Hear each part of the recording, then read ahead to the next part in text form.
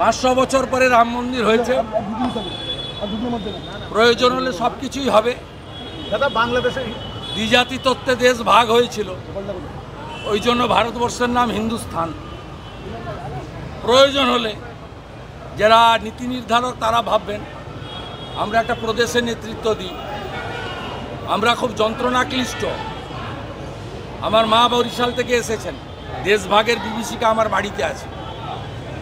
3 কোটি হিন্দু পালিয়ে আসতে বাধ্য হয়েছে। আমরা প্রত্যেকে জানি কি অসহনীয় অবস্থায় আছে। 31% হিন্দু ছিল বাংলাদেশে, আজকে 8%। 51 সালে পশ্চিমবঙ্গে 14% মুসলমান ছিল। মমতার সিপিএমের দয় 35%। ঝাড়খণ্ডে 51 সালে 9% মুসলমান ছিল, আজকে 25%। হু হু করে রোহিঙ্গা ঢুকাচ্ছে। শুধু হিন্দুদের নয়, ভারতীয় মুসলিমদেরও জমি, রেশন, খাওয়ার, চাকরি কেড়ে নিচ্ছে। একসাথ रहेंगे तो रहेंगे, एक साथ होंगे तो रहेंगे। এটা চিরন্তন সত্য, দাদা বাংলা चिरंतर सत्य। एक है तो सेफ है, बांटेंगे तो निर्ममता का साथ काटेंगे। औरंगजेब केटे छिलो, छत्रपति शिवाजी महाराजेर महाराष्ट्र उत्तर दिएছে। পশ্চিমবঙ্গেও স্বামী বিবেকানন্দ, চৈতন্যদেব, মহাপ্রভু প্রণবানন্দের জায়গা। এখানকার উত্তর ঠিক সময় হিন্দুরা দেবে।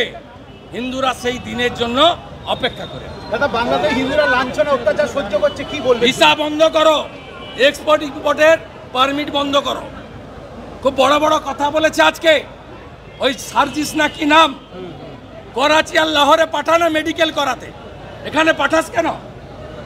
এখানে পাঠাস কেন? একটা হসপিটাল নেই? লজ্জা লাগে না? মেডিকেল ট্যুরিজম ইন্ডিয়া ছাড়া আরে ও তোমার লবণ আছে বাংলাদেশে, আয়োডিনটা দেয় ভারত। লবণের সঙ্গে আয়োডিনটা দেয়। পেঁয়াজ না গিয়ে বেরোলেই দম ঢিলা হয়ে যাবে। সোমবার থেকে একটা গাড়ি যাবে না, বড় একটা গাড়ি যাবে না। একটা গাড়ি ট্রেন গুডস গাড়ি যেতে দেব না। সোমবার সকাল 10টা। বাংলাদেশ আবার হুমকি দিচ্ছে চট্টগ্রাম নিয়ে আমরা কথা বললে, ওরা 7 সিস্টার্স এ নজর দেবে। হ্যাঁ, ওই হাসি মারাতে গোটা কতক রাখা আছে, আওয়াজ করলেই ছুটে পালিয়ে যাবে। এত বড় কাণ্ড বাংলাদেশে, একটি কথা বলছেন সরকার, হিন্দু বিরোধী সরকার যারা একটি বিশেষ সম্প্রদায়কে স্তুতি করতে গিয়ে না হিন্দুর হবে না মুসলিমের হবে, এদের পতন অনিবার্য। বাংলাদেশের ঘটনায় এই রাজ্যের মুখ্যমন্ত্রী যে নীরবতা নিয়েছেন, সেই নীরবতার পেছনেও ধর্মীয় বিভাজনের মধ্যে দিয়ে ভোট পাবার লোভে। আমি শুধু এইটুকু বলি যে পশ্চিমবঙ্গে যারা এই সনাতন সংস্কৃতিতে বিশ্বাস করে, সরকারের পক্ষে সরকারের বিরুদ্ধে যাই হন না কেন, প্রত্যেকের নিজের বিবেকের কাছে এই প্রশ্ন করা উচিত। আমরা বাংলায় কথা বলি, আমরা যে সংস্কৃতিতে বিশ্বাস করি, শুধুমাত্র সেই সংস্কৃতির ওপরে আস্থা রাখার জন্য একজন মহাপ্রভুকে গ্রেপ্তার করা হয়েছে, সন্তকে গ্রেপ্তার করা হয়েছে, যিনি নিজের নাম বিসর্জন দিয়েছেন, পরিবার বিসর্জন দিয়েছেন, যিনি বাইরে কোনোদিন খাবার খান না। কেন এই অত্যাচার? শুধুমাত্র সনাতন সংস্কৃতির জন্য? আমি আপনাদেরকে বলি, আপনারা বিভিন্ন কাজ করেন। 1951 সালে এই ভারতবর্ষে মুসলিম জনগোষ্ঠীর সংখ্যা ছিল আমাদের পশ্চিমবঙ্গে 20%, আর আজকে সেই সংখ্যা 2011-তে গিয়ে দাঁড়ায় 27.1%। ঠিক অপর পার্শ্বে বাংলাদেশে 1951-এ হিন্দু জনগোষ্ঠীর সংখ্যা ছিল 21%।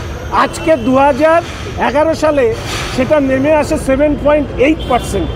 আচ্ছা, আমরা যদি সংখ্যালঘুদের প্রতি অসংবেদনশীল থাকতাম তাহলে 22% কী করে 30% হয়?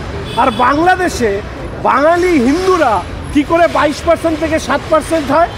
আসলে আমাদের আশঙ্কা একটাই, আপনারা দেখাবেন আমার নাম করে এই যে বিপুল পরিমাণ অনুপ্রবেশকারীদের উপস্থিতি পশ্চিমবঙ্গে, একদিন এই ভারতবর্ষে মুসলিমরা আশ্রয় নিয়েছিল, আমাদের সাথে থেকেছে, খ্রিস্টানরা থেকেছে, তাদের সংখ্যা কখনো কমেনি, তারা বেড়েছে। দুর্ভাগ্য হচ্ছে এই মুসলিমরাই ভারতবর্ষে থাকতে চায়নি, তারা আলাদা দেশ চেয়েছিল। আজকে পশ্চিমবঙ্গে যখন 30% হয়েছে, আগামী দিনে এটা আমাদের আশঙ্কা এরা আরেকবার নিজেদের জন্য আলাদা দেশ চাইবে না তো। এইটা ভেবে দেখুক যারা ধর্মনিরপেক্ষতার নামে বড় বড় গুলি করছে। ভারত সরকার যে সিদ্ধান্ত নেবে সেটা আমরা মেনে নেব। যেটা ঘটনা করেছে অত্যন্ত দুর্ভাগ্যজনক। এই ঘটনা হওয়া উচিত একটা বাঞ্ছনীয় নয়। মোদির সিদ্ধান্তই তৃণমূলের সিদ্ধান্ত। দেখুন, অভিষেক বাবুর তার কথায় কোনো ধরনের প্রতিক্রিয়া আমি দেব না, কারণ আমি অভিষেক বাবুর দল করি না। অভিষেক বাবুর বিভিন্ন কার্যকলাপে মানুষ স্থিতিবিরক্ত, সেই নিয়ে যদি জিজ্ঞেস করার থাকে করতে পারে। সোমবার থেকে বলে গেলেন সোমবার থেকে পণ্য বন্ধ করে দেওয়ার জন্য আপনারা পথে নামবেন, পণ্য কি বন্ধ হবে? যে পথ দিয়ে হাঁটলে যারা এই ধরনের অন্যায় আচরণ করেন তাদের শিক্ষা পাবে, সেই শিক্ষা দেওয়ার জন্য যা যা করা দরকার তা করা হবে।